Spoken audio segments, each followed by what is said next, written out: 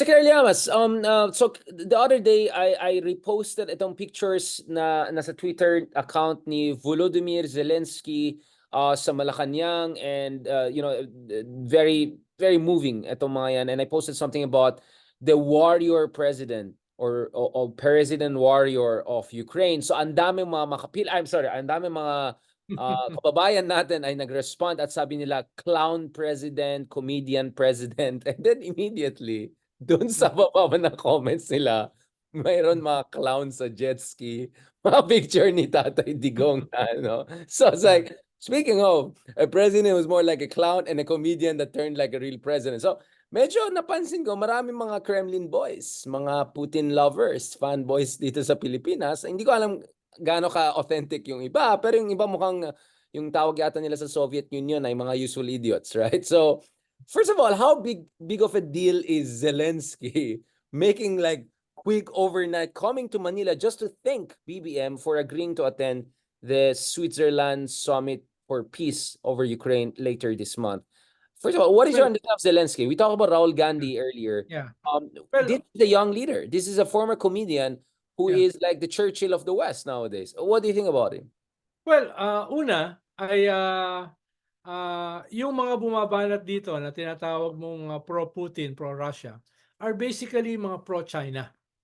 'Di ba? Dahil ang tingin nila ay ito yung bagong axis of evil. Ito yung bagong alliance, no? Russia, Iran, North Korea, Syria, yung mga, but it's really Russia and China. I mean, but it's really Russia and China. Yeah. Yes, kaya ang tingin nila, Russia equals China. At itong mga pro-China, ang tingin nila dito dahil si Zelensky ay kalaban ng Russia, so by association, kalaban ng China. So ang unang mga bumanat dito ay yung mga pro-China na mga talking heads na sa Pilipinas. Pero ikalawa, may mga bumanat din na progressive groups, na isang major progressive group at isang medyo less major, a minor progressive group ay bumanat. Wait. Can you clarify which one is which? Because I quoted the National Democratic Front. Yun. That's the more major one. Tapos imperialist, charot. Tapos bumanat din yung laban ng masa, no, na itong dalawang ito, si Zelensky at saka si BBM ay just plain puppets, no? These are puppets na ginagamit para sa pag-extend ng US hegemony dito sa ating rehiyon. It's the usual Cold War framework. Hindi ko sinasabi na mali sila, no? Sinasabi ko lang na kulang yung kanilang paliwanag, kulang yung kanilang analysis, no? Lahat naman ng superpowers may hegemony. Kulang or mali? I mean, hindi, lahat naman ng superpowers, in one form or another, meron naman yung hegemonic imperialist. agenda, all of them diba? are imperialist. I mean, no question about that. Pero ang mahalaga ay masyado mong nire-reduce ang geopolitics sa ganung klaseng simplistic na pagtingin sa mundo, no? Maraming mga iba't ibang mga pinanggagalingan ngayon ng geopolitics, no? Kaya nga may iba't ibang sources of political power on a global stage, no? Kaya nga halimbawa si Zelensky na pinagtatawanan na dating comedian, ngayon sabi mo nga yung iba ang tingin sa kanya is the new Churchill. Ano ngayon kung ikaw ay dating comedian? Ano ngayon kung ikaw ay dating sayaw ng sayaw, no?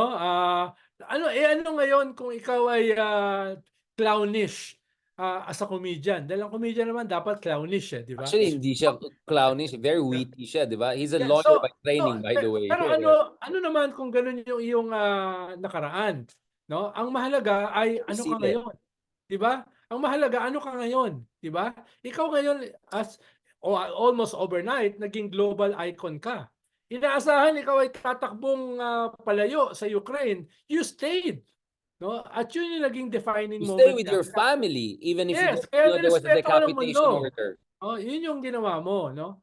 At itong nangyari naman na pagpunta niya sa Pilipinas, hindi lang to simpleng pag-imbita kay BBM para pumunta sa Peace Summit this June 15 to 16 sa Switzerland. Na actually maganda at this time of year, no?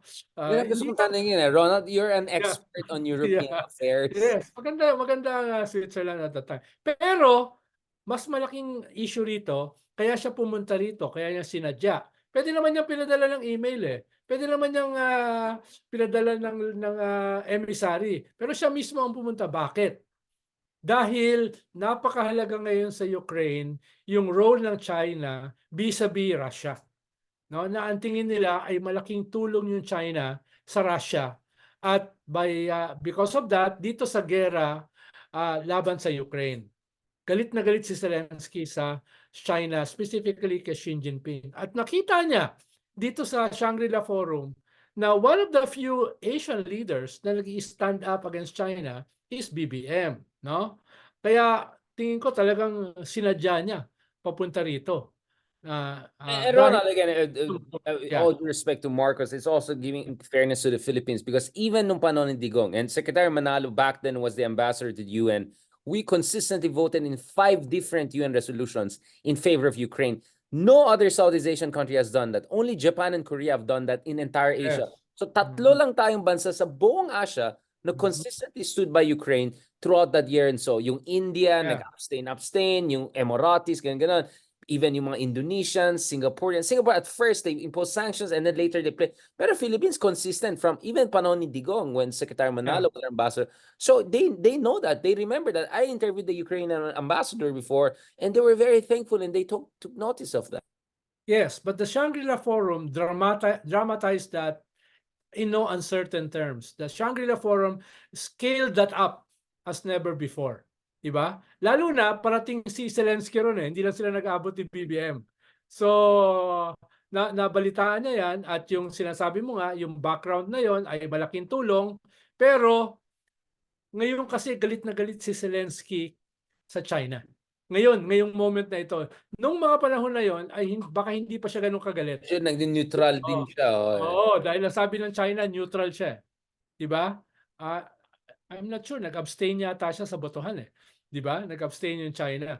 Pero Yes, ngayon, it abstained in one of the resolutions and all, which was interesting. But I remember Wang Yi was in the Munich Secret Conference just days before the invasion happened. He said, "We're not with Russia on this. We're, responsible power, blah, blah, blah." But it's very important because China is actively discouraging ASEAN countries and all from attending the Geneva Peace Summit later. yes. So nainis Yes. talaga si Zelensky. And sabi niya, Yes.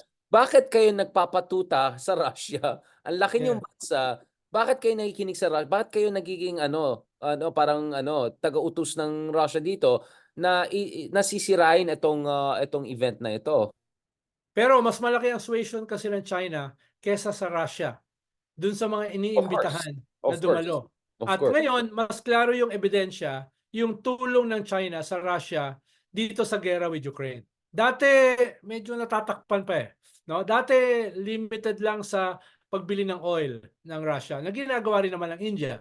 Pero ngayon, nakikita talaga nila yung mga spare parts na ginagamit sa military hardware ng Russia ay predominantly galing sa China. 70%, 70% of components. So China is now an active participant in the war, diba? Kaya mas napapatunayan ngayon 'yan kumpara sa nakaraan. Yeah, and thank you for pointing that out. And obviously that's why. Well, just to clarify, what one reason hindi nag-meet si Zelensky at Marcos is because Zelensky's visit was surprised because there was an assassination plot against him.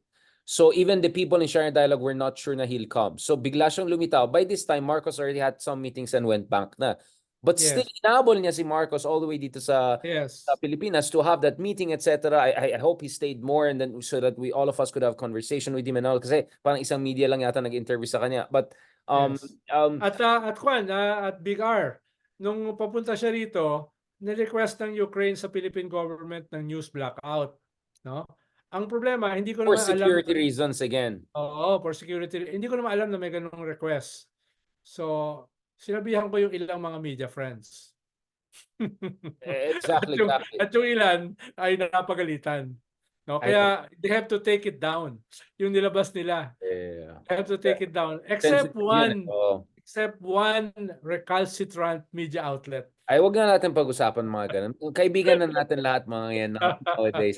Sir Ronald, let's just do a very mini episode and then I want to talk about the Dutertes. No, this is very good. I just want to slightly talk about a democratic alliance. Is the future Philippines, Ukraine, Taiwan all of these peripheral besieged countries working together. Very quickly lang.